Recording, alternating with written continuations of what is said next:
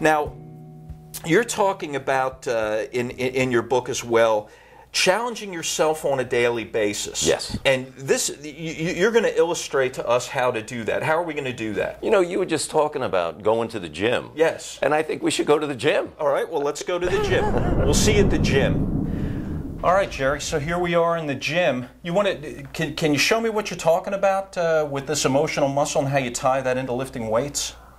You know, now that we're at the gym and I'm looking at, you know, taking my thoughts and actually looking at this thing, it's kind of very interesting, Mark, because, you know, here we have what I refer to in my book as, you know, like half-pound pink weights. Right. Okay? Now, for me to lift them off the floor took some resistance.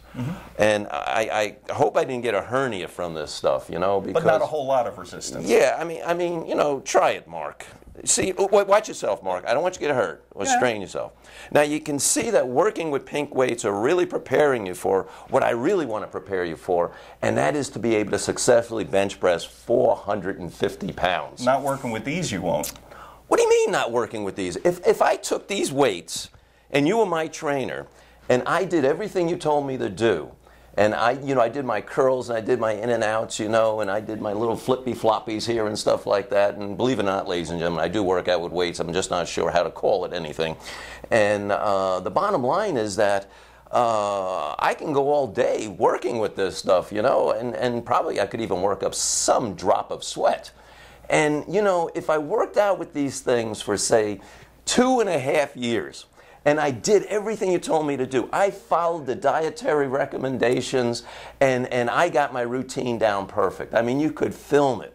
And I mean, you know, and then life is kind of interesting, because life at times does give you about a pink weight kind of burden to carry. And then sometimes, Mark, it gives you something a little bit more. Will you please help me here and pick up a pink weight, please? Sure.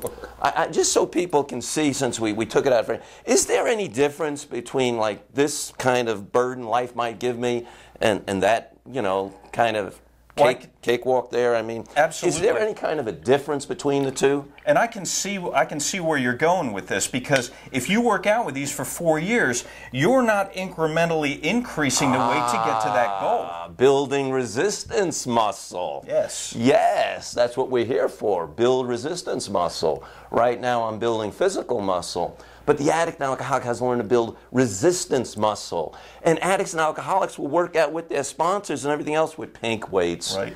They will work out with pink weights for 3 months or 3 years. And then when they get life that gives them weight, gives them a burden they have to lift.